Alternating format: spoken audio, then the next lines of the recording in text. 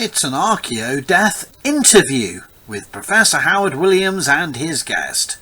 Welcome, Archaeodeathlings, to one more of this Archaeodeath Interview series, and we are heading digitally towards Cambridge today to meet Julia. Julia, hello. Would you like to introduce yourself to our viewers and listeners? Yeah, thank you so much for having me. I'm really excited to be here. My name is Julia Gustafson, and I am a final year PhD candidate at Cambridge. I just finished my fieldwork in the summer, so I'm writing up now. Feel like I just climbed a mountain and reached a peak and realized I have a higher peak. But yeah, so that's where I'm at with my PhD journey. I'm originally from Maine in the United States. I did my undergrad degree at the University of Southern Maine and then my master's degree in Ireland at the University of Galway in landscape archaeology. And I had a bit of a strange trajectory to academia. I didn't go to school till I was 27. So I've had a whole series of lives before this. Wow. Yeah, so I'm very, I guess I would call myself a mature student, but yeah. Now, everyone seems young to me, but I'm upset. But it's really fascinating, actually, and I'd love to hear a little bit more about that because obviously I know you in digital space and digital time, and therefore I'm actually quite shocked to hear you in your final year at Cambridge, because it seemed like only a TikTok of yesterday away that you were starting there. So it's weird how time works in digital. Yeah, no, it's been like 3 years. Wow. Crazy. That does. I mean, that is actually quite shocking. But it's. Tell me about it. I'm sorry. Yes, I shouldn't make it. I'm like, I have no idea how I'm here. But you're obviously. You're still around, still plugging away. Your last great push, another peak to climb, as you say. Yeah. And you well, mature, but yes, but I know what you mean, because why archaeology then at all? Because you obviously had or sometimes I feel like you had a chance to get out of archaeology. Why are you? No, but obviously I love archaeology, but sometimes it feels like. But what happened? What made you get into archaeology slightly later on? So I guess I would say I was always interested in archaeology since I was a kid. I was like an archaeology nerd as a child. But I grew up in I was homeschooled, and I grew up in a very conservative evangelical community. And I was in a private, if you want to say if Donald Trump supporters had a high school, that's the high school that I went to. No hate on anybody. No, but very sort of restrictive, creation-based education, denial of evolution. And I sort of rejected that at a pretty young age, around 15. But I had always thought about going into sort of academia, and that was something I was always really interested in, and I love to read. But the environment that I was in wasn't really conducive to that, and I actually faced a lot of scrutiny, and even I would go so far as to say persecution from the educators in the school I was in because of my sort of alternative beliefs and very aggressive platforming. Everyone tells me I overspeak. I don't hold my tongue.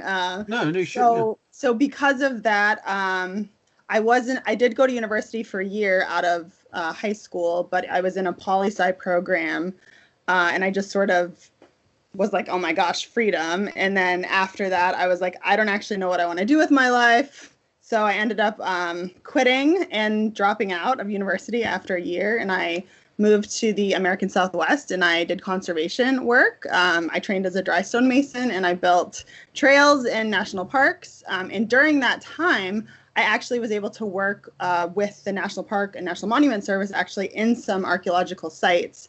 So I worked in Wapaki National Monument, and just sort of being around the National Park Service archaeologists, it sort of put this idea back in my head that I could actually one day do archaeology. And I wasn't really in a place to go. I would honestly say I was still sort of slightly traumatized from education at that point. So it still took me a few years.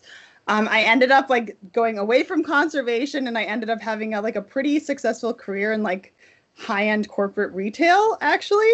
But then somewhere around 25, 26, I was just I don't want to do capitalism for the rest of my life. So I'm just gonna quit what I'm doing, and I'm gonna move back home, and I'm gonna shack up with my parents. And I started out at community college because I was too scared to like go to a proper university straight away, because I didn't, I really doubted myself. I had a lot of lack of confidence because of sort of this bad experience that I went through when I was a teenager. But I started out at community college, and my teachers were really encouraging. And then after a year, I transferred to University of Southern Maine, which was one of the best decisions. It's not some prestigious, famous school, but like Maine is this very small state with a small population, and like the people that live there are there because they want to live there. So even though it's a state school and isn't very famous, it has these incredible faculty and incredible professors. And I just had this incredible backing from my teachers. And I had some really important mentors who were just like, you can do this, Julia, like go all the way, like really encouraged me. Like even the idea of even applying to a school like Cambridge was never on my radar. In a million years did I think I would ever be good enough to like apply to a school like that, but people encouraged me to do that.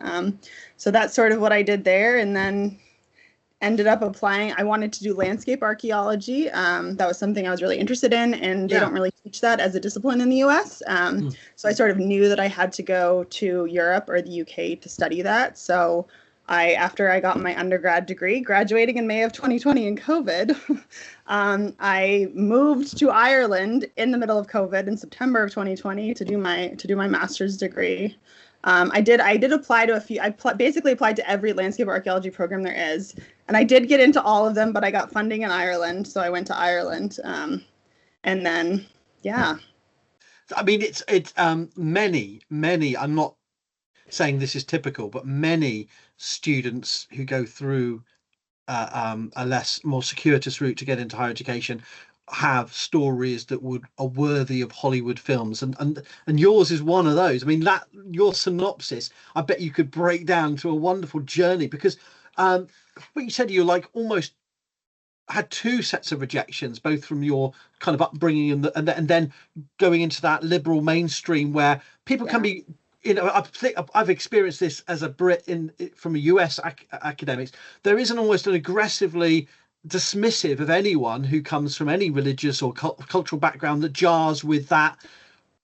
So you had that, unless I misunderstood, it sounded like you had two sets of traumatic experiences. I basically had this, like, growing up in this environment, this is what I was taught. I always like read a lot, so I sort of educated myself, but then I would go to Bible class and argue with the Bible professor, and get like thrown out of class and, write satire because I was like, this isn't real, and my teachers like gave me very poor grades, even though I was not doing bad work. So it really just absolutely destroyed my confidence and my ability to like write and to like, perform in education. And I think that's why, when I started as a freshman, as an undergrad, the first time in 2008, when I was 18, I just had no confidence in myself. I didn't do poorly, but compared to how I am today.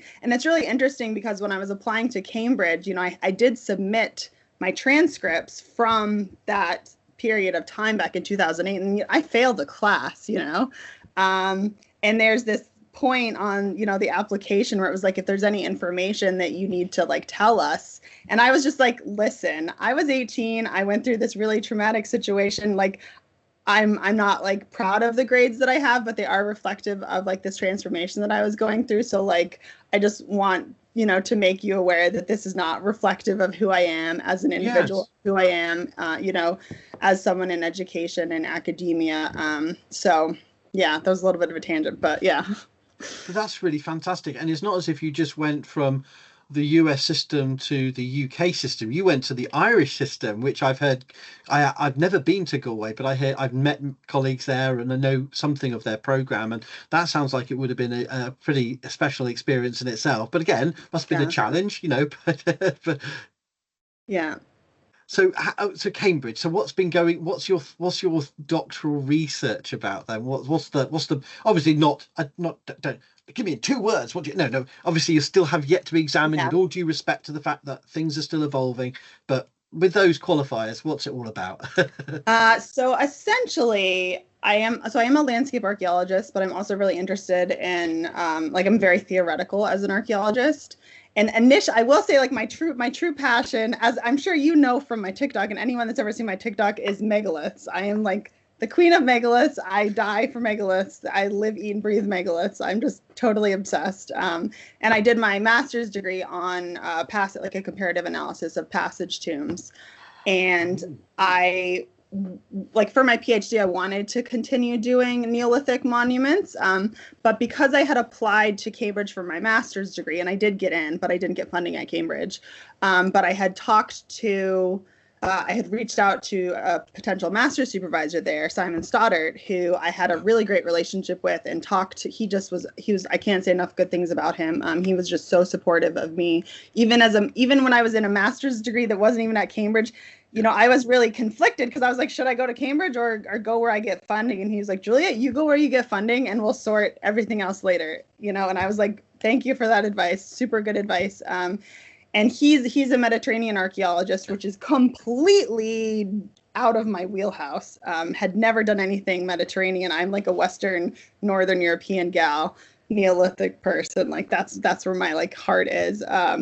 But basically because I had such a great relationship with him and he wanted to work with me and I wanted to work with him, we sort of came up with this project that suited my interests and my research topics with, his expertise and what he could, work with me on. And there was like this project, this opportunity basically for me to jump on in Sardinia, which didn't end up working out the way it had planned. It fell apart. I had to find, anyways, it's completely different than when it started, as basically I think probably anyone that's ever done a PhD realizes. Yes, yeah. But essentially, really I'm now issue, folks, is that you have the plan, but things move.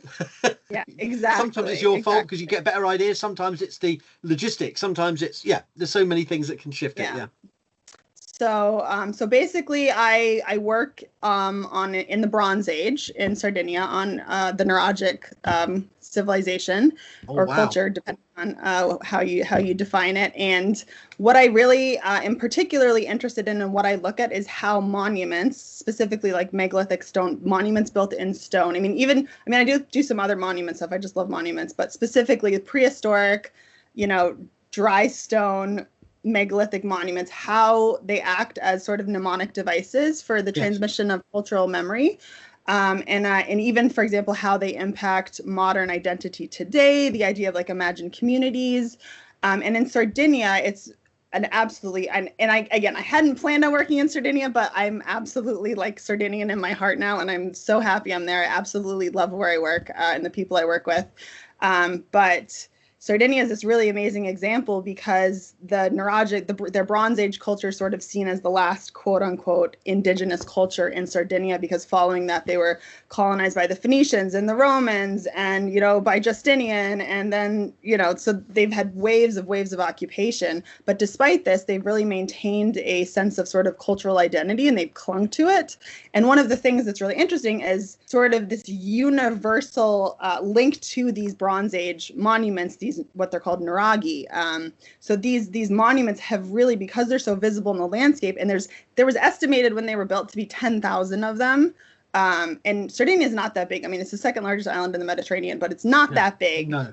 There's still 7,000 of them today, which is absolutely crazy to conceptualize, because basically anywhere you're near one, there's another one within visibility. And I think because there's such this like impact on the landscape, they are really present in people's minds today and even through today. And, they've been reoccupied, they've been reused. Basically, anyone that's ever lived in Sardinia has at some point or another interacted with the Nuraghe. So I look at that, and I work in one specific area, a basaltic plateau in the Marmilla region, which is in south central Sardinia.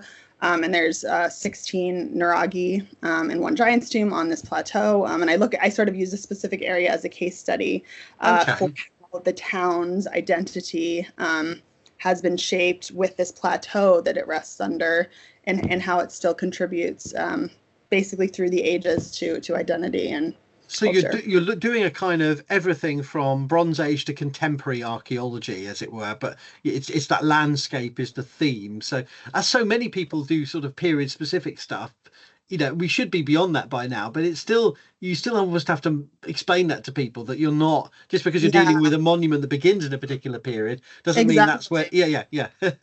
And what's really interesting is I thought I was only going to be in the Bronze Age, and of course I have found myself in the Neolithic because I have found Neolithic stuff on my sites, which is absolutely amazing. So not only do I sort of found my Neolithic connection, which is awesome, but basically I have occupation before these Bronze Age monuments and after. So it's just this absolute like fantastic long durée time scale of this place, which is really fantastic.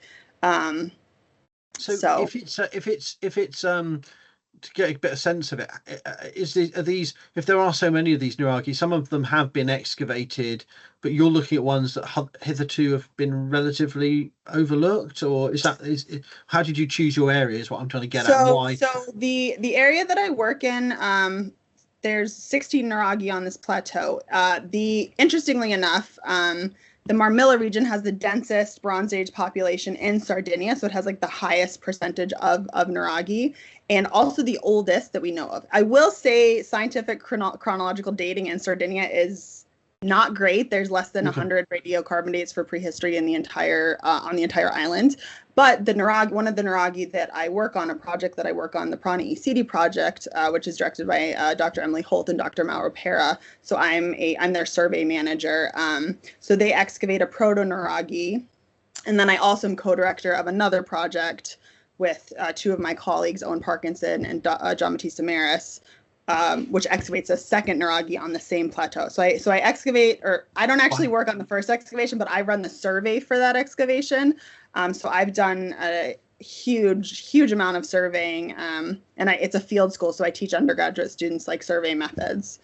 So I sort of have two projects. One of them's an excavation, but also survey. So I basically, this plateau is like where is like my is like where I spend all of my time, basically. So, but the monuments and the plateau together have a sort of distinctiveness to them, is what you're trying to say, that echo down the centuries. It's very distinctive. It's this absolutely super cool. It's the plateau is about 5 kilometers square, 350 meters elevation. It's almost, I actually think it's in the shape of a dog. Like if you look on a map of Sardinia, like you can see it, and it sticks out really cool. It's called the SIDDI plateau, if anyone's interested in looking it up. And it's very close to another famous, this whole area is sort of known for these basaltic plateaus, and they built Nuraghe all on these plateaus, which is really interesting, like visibility wise. So if I know you're going to immediately say it's complicated, but if we were going to soundbite the original perceived function of the monuments of these structures, what is the standard default interpretation for them in their earliest phases? I think the standard current accepted theory is that they're sort of just the same way like you'd have Brochs in Scotland. So sort of like small scale community, maybe even you'd have specific, families living in them. Now that isn't, again, like you said, we really don't know. There's all kinds of theories. There's a huge military theory that because they are these crazy, intense structures, like they are they are massive fortresses, some of them. They look like fortresses, but interestingly enough, there's absolutely no evidence in the archaeological record of any violence at all, like any wide scale violence. So that was the main theory back in like the 1950s and 60s by the famous Sardinian archaeologist Giovanni Liliu, and he's the one who sort of thought they were military, but that's kind of gone out the window with these new scientific methods, and there's just no evidence for that.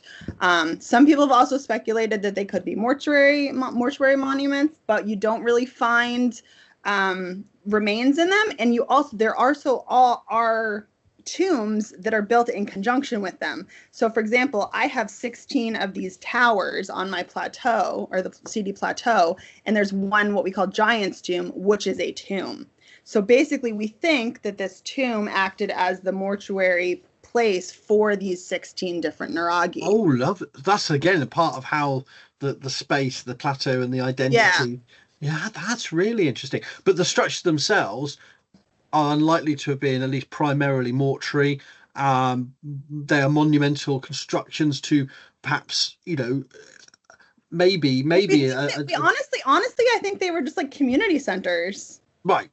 Like you have like one of the people I work with, Dr. Mauro Pera, who's a very sort of renowned Sardinian scholar. He's excavated Nuraghe of Rubio, which is one of these huge, massive, complex Nuraghes, and he's done amazing scientific archaeology. He's one of the few people actually sort of that started doing scientific archaeology in Sardinia, and he's found all kinds of evidence of like cheese making and bread, and like you go on a tour with him and he's like, they were making bread in here, and they were making cheese in this room. And so that's, I really think, and what's so interesting is modern Sardinia is known for this amazing like culture of hospitality and food and wine, and it's like, you know what, they've been doing that for 2,000 years. Like they were feasting, and just I think they were really community gathering places.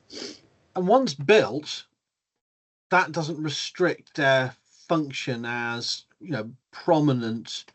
They may. I mean, do we know how long they were used for in that primary phase? Or so interestingly enough, so basically. The earliest date for Nuraghe is 1850 BC, which is actually from this Nuraghe that Emily's and Mauro's project, the Prane Siddi Project, that's the Nuraghe that they excavate, and that date comes from their project. So they have the oldest radiocarbon date on the island. So, but basically between sort of like 1850 BC and like 1450, maybe up into 1200 BC. So there's really not that long. You have about like maybe 500, 600 years max of construction of these things, which again, if you consider that there were 10,000 of them, 10,000 built in 500 years is insane. And then you essentially have abandonment of them. This is really interesting. I think you're going to love this. I don't know how much you know about them, but basically I think they were lived in, and then they were abandoned. And then there's a period of about 100 years where we don't really have anything in the archaeological record. But then this new phase, a lot of people can call it like a continuation of the Nuragic culture. I think it's more like a descendant population. But the Nuraghe actually sort of become these cult places of worship, almost as if they're like anthropomorphized ancestors themselves.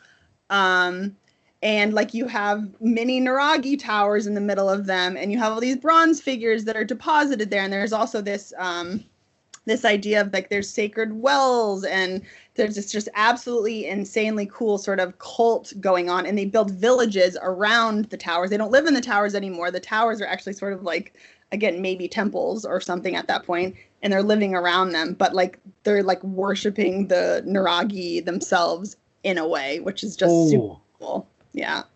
So we don't know whether it's a continuation of the same population or incomers or a mixture of those two. We think that they probably had like genetically probably are the same population group, and nobody really knows why you have this, but again, this lines up with Bronze Age collapse.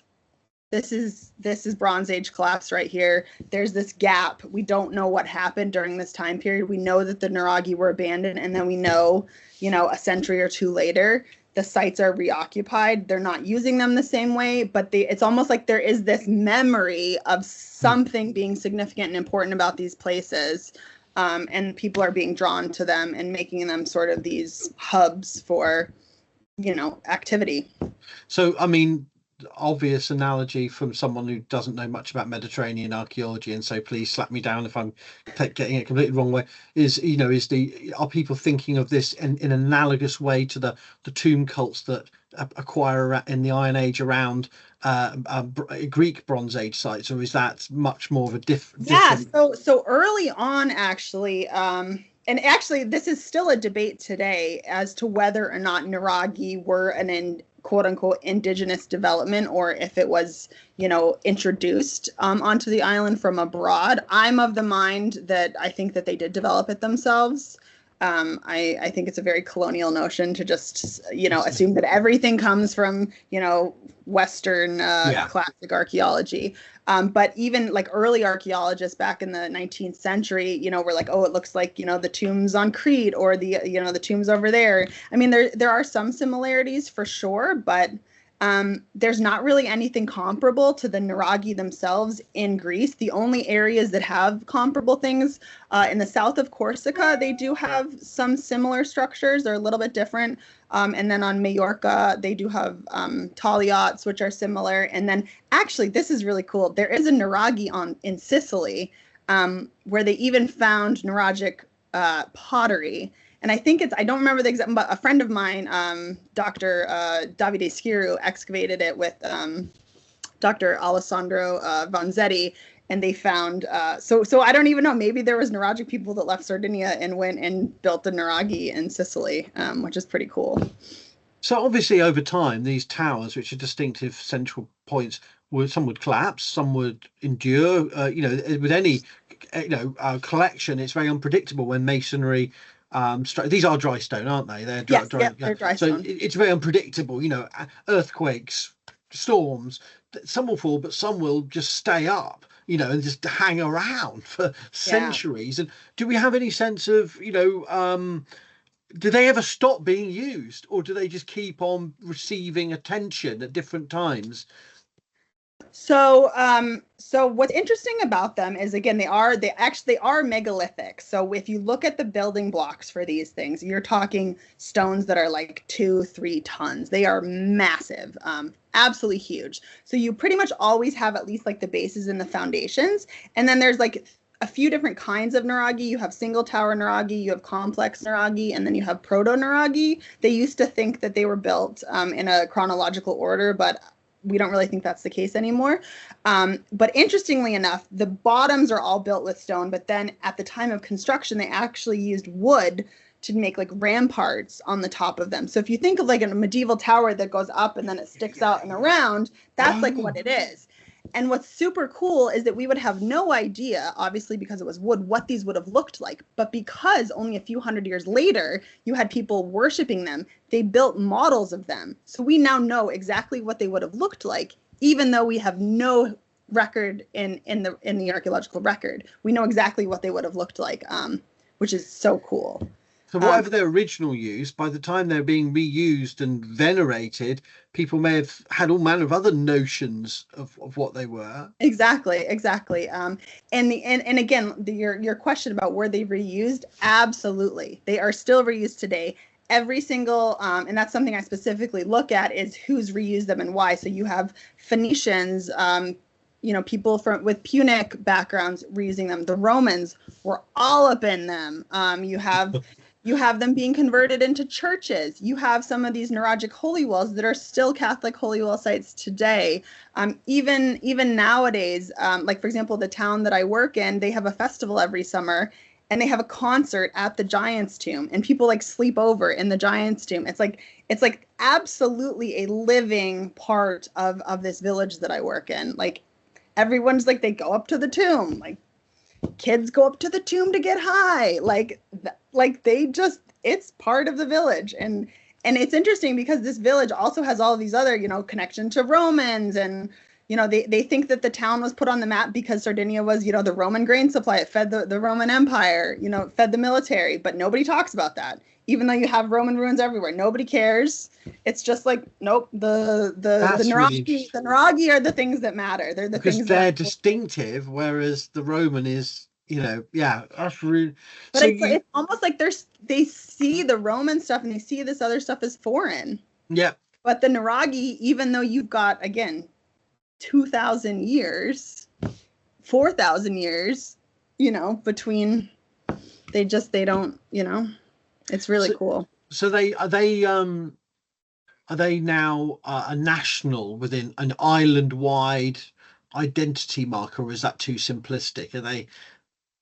No, I would argue that they are an identity marker. And I think there is some modern reasoning for that. Like, for example, this archaeologist, Dr. Giovanni Liliu, he's sort of is the reason that he's the father for Sardinian archaeology.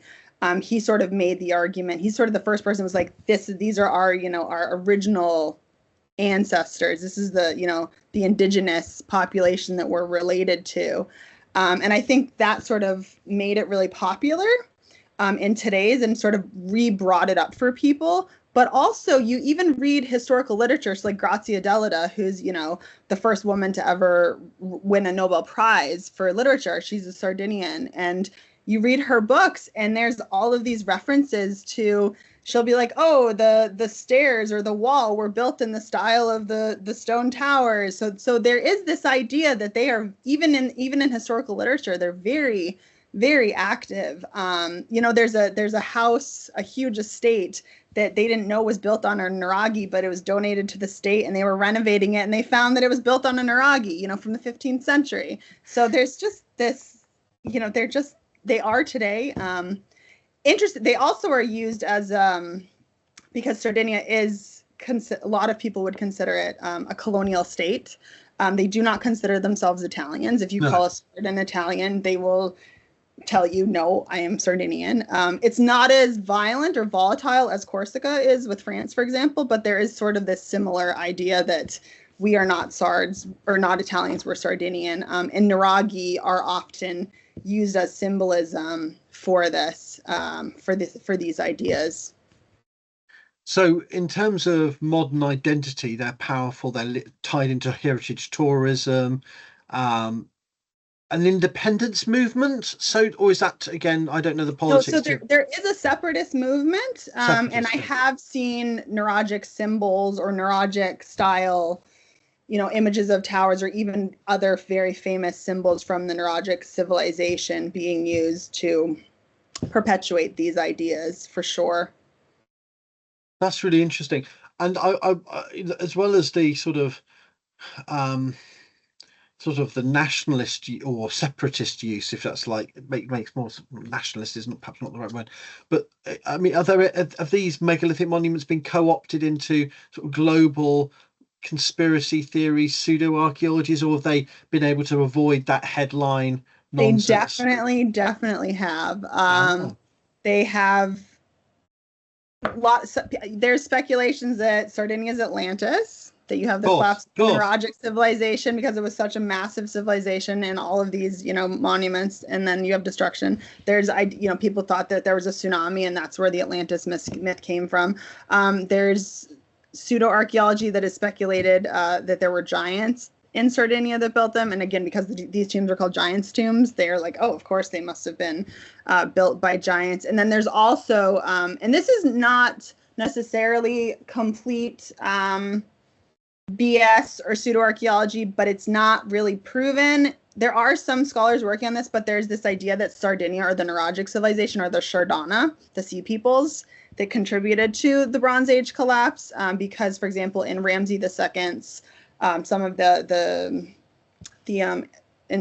what are they called? The stelae, the carvings of the Shardana actually really look like these bronzetti, which are these bronze little figurines that we think were votive deposits. They very much look exactly like them, and because they were obviously, and again, really cool, you find stuff in Nuraghe from all over the Mediterranean. I mean, there was a huge exchange with Cyprus. You find pottery from Greece, you find glass from Egypt, or you find, you know, stuff from Egypt. You find they were very much trading and active agents in the Mediterranean. Some people will say they didn't actually have boats because we've never found the ports, but that's just, all the ports were then used by the Romans because there's not that many logical places to build a port. So obviously we don't really have evidence of that. So that's, I just think that's like racist ideology. People that's personally, it's colonial to be like they didn't. They obviously had boats. You have models of boats. Like, come on. So perhaps the wrong order. I should have asked this earlier, but it sounds like from what the examples you used that the folklore does seem to lend to this, at least, perception that they have a mortuary function. They are tombs. So, you know, that doesn't mean anything about their original use, of course. But is that a fair representation, that there's a lot of folklore about their potential funerary use, or is that just a few examples? Because we do have funerary monuments. So we have what we call the giants' tombs, which are these monuments that are always built. Basically, anywhere you have a Nuraghe or a cluster of Nuraghes, there's a funerary monument there. Oh, okay. So, but there is a ton of folklore about these places. There's all kinds of superstitions, about the devil or giants or witches or fairies or, there's tons of folklore, which is amazing. I love folklore. So, yeah.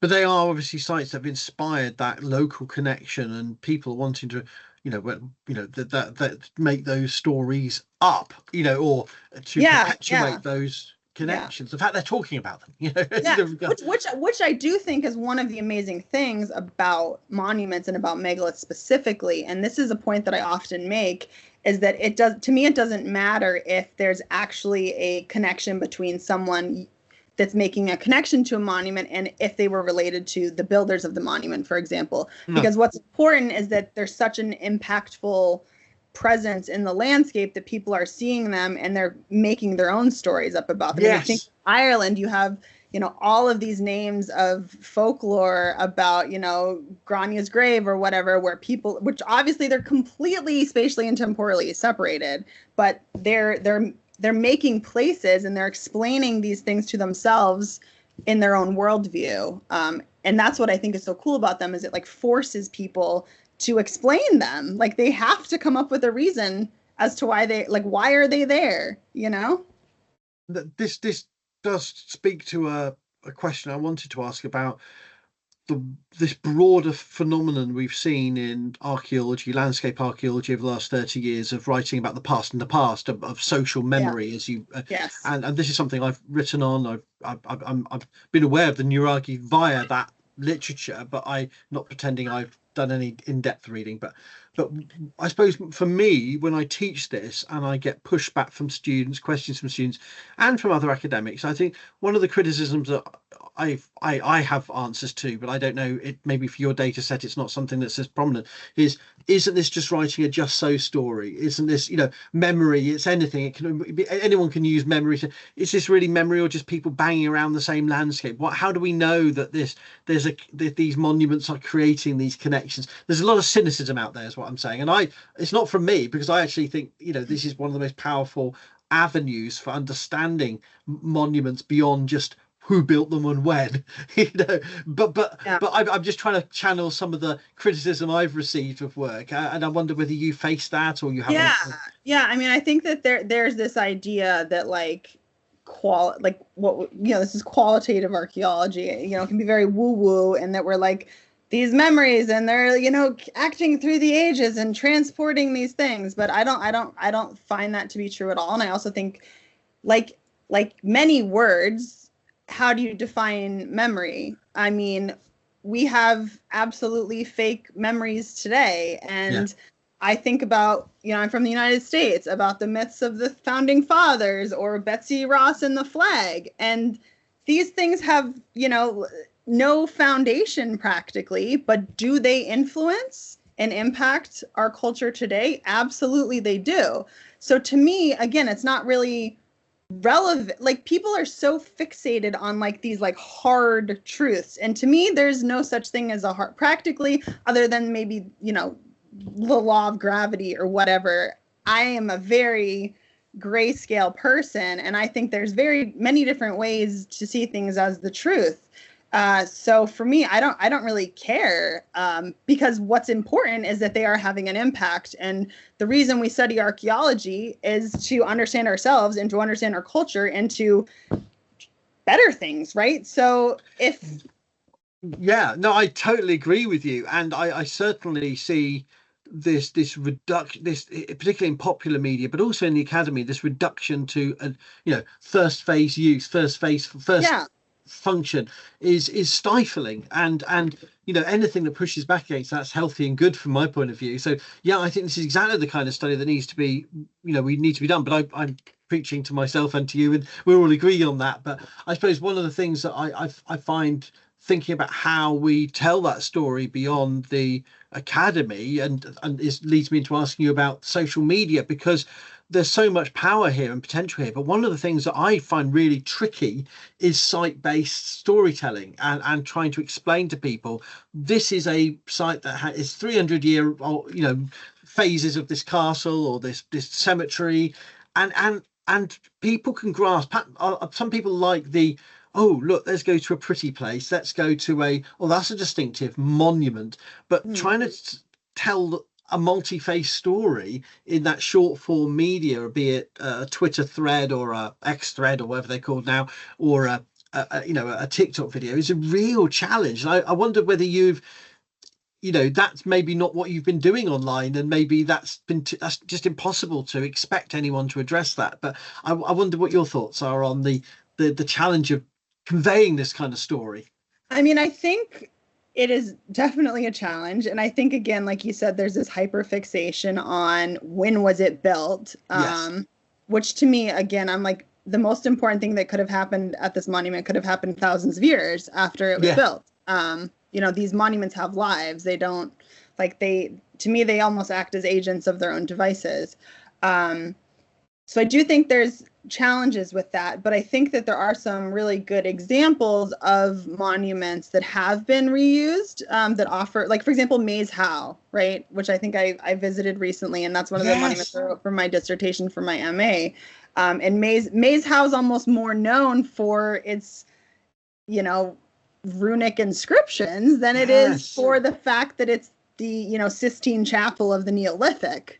Because Maze Howe is the highest ceiling in a passage tomb that we know of, because there's a lot of unexcavated passage tombs, but it is the corbel vaulting on Maze Howe is just like mind-boggling. But again, so I do think you have these examples of these places that are more famous for reoccupation, or the stories about them, or like Newgrange, where you have so many stories in mythology, like the mythology. I think more famous than, like, again, your Neolithic builders are, the ties to the Tuatha Dé Danann, or the fact that they were considered to be the houses of the gods. Yes. I think on a minor, or like on a, I don't want to use a minority or minor scale, it is really difficult, but I do think you have these exceptional examples of places where you have that shows the impact of these monuments and how they're really tied to story and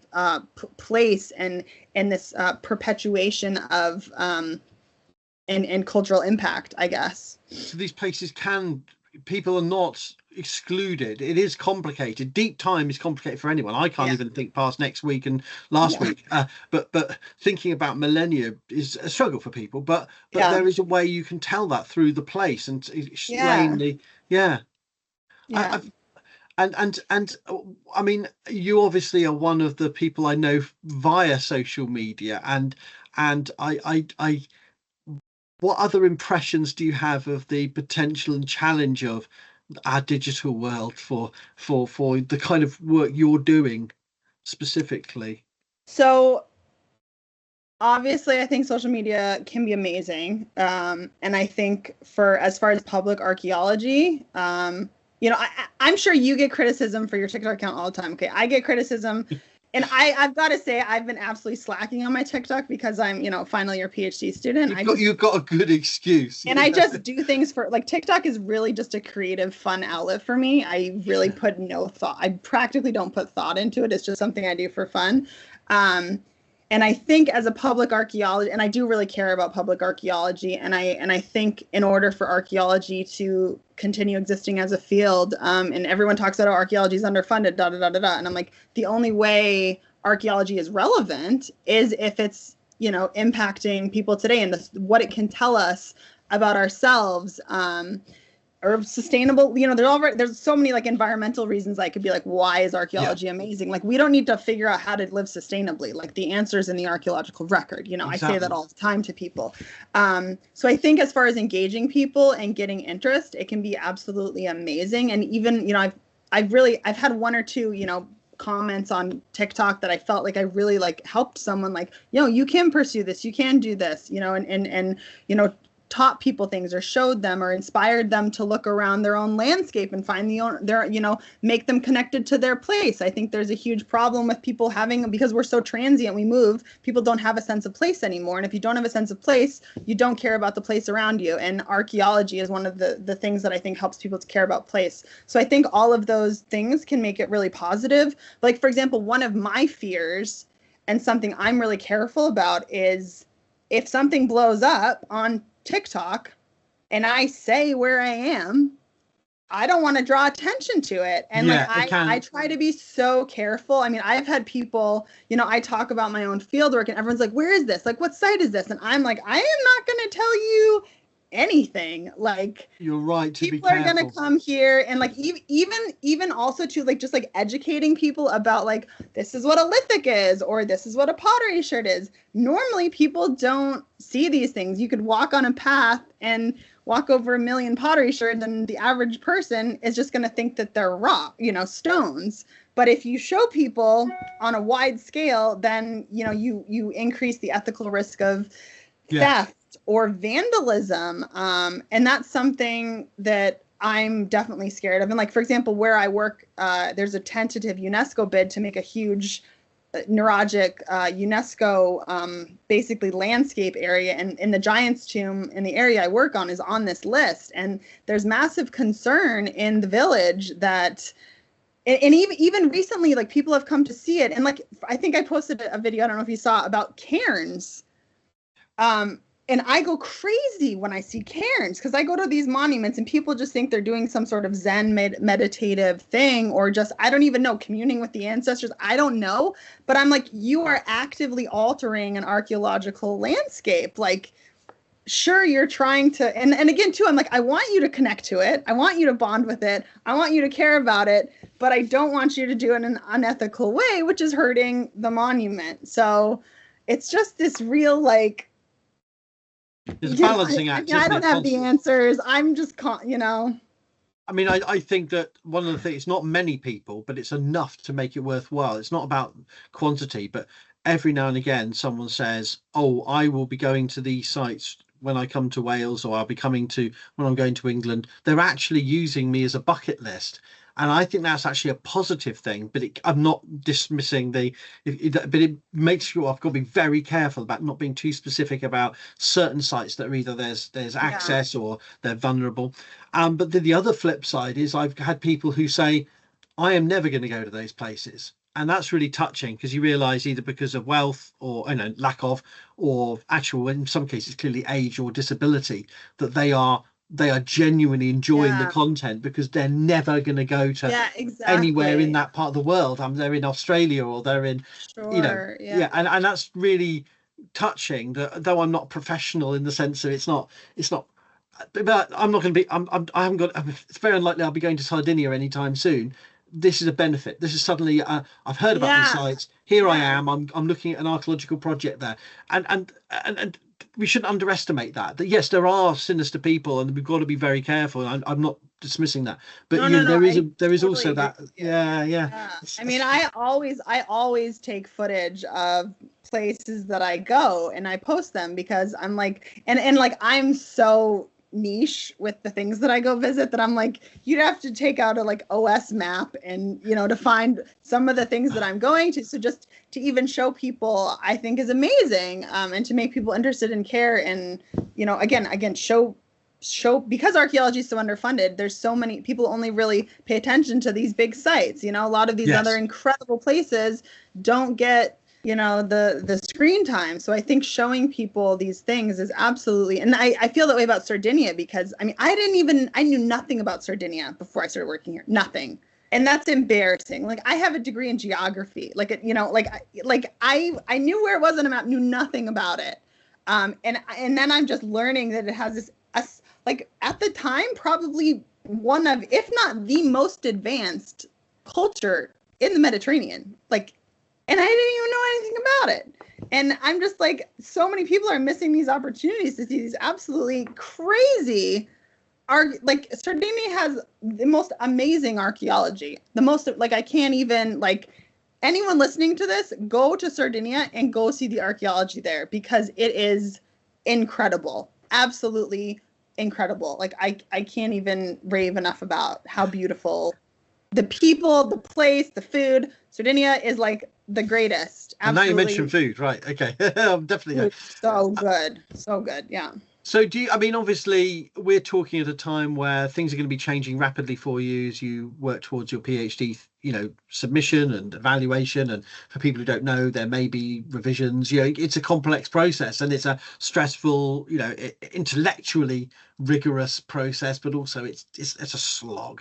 So I can't demand of you any more specifics on how your thesis will go, other than to wish you all the very best. But I did want to know if you had any final thoughts you wanted to share about either the work you're doing, you're ongoing with, or the interaction between that and public archaeology more broadly, or what archaeology is all about more broadly. I don't know, anything else you feel inclined to share. I mean, I guess just one of the things I'm always telling people is, like, archaeology is for everybody, and we're all doing these things for everybody. And like, the one thing I do think too is, like, there's this idea that just because we're the scientists, that our connection or our work is more important than other people's relationships to monuments. And that's something I care really, really a lot about, and I think that plays back into my idea of, like, multiple truths, is I'm like, the locals or indigenous population's creation myth about a monument, in my opinion, is just as valid, if not more valid, as the scientific chronology. And I am always, their idea of that is, again, just as important. I'm not more valid just because I have some letters next to my name. And I think too, people can get intimidated. So I just always am encouraging people, like, archaeology is for everybody. And you can, there's so many even ways to get involved if you care about archaeology, or you want to do things like practically every place has a local, archaeology club or whatever. And there's just so many cool things you can do. So you can, even if you're, people that aren't able-bodied, there's ways to, look on help projects online by looking at satellite imagery. There's so many things you can do. So if you're interested in archaeology, like, go for it. Don't let anybody stop you, and don't be intimidated, I guess, is my final advice or thoughts. Brilliant. Yeah, absolutely. And it's wonderful to see your enthusiasm. I don't know how you have any enthusiasm at the third year of your PhD, but it's amazing to see. And you're doing such great work, and you are a joy online as well. And I see the comments people are leaving, outside of the academy. People are really engaging with what you're doing, and we're all doing different things, but we're complementing each other. But in terms of your core research, which has to be your priority, I just want to wish you all the very best. Thank you very much. For the immediate future, but then obviously what comes afterwards. But it's been a real pleasure talking to you, Julia. Yeah, and thank you so much for having me on. Yeah. Follow Archaeodeath on YouTube, TikTok, WordPress, and a host of other social media.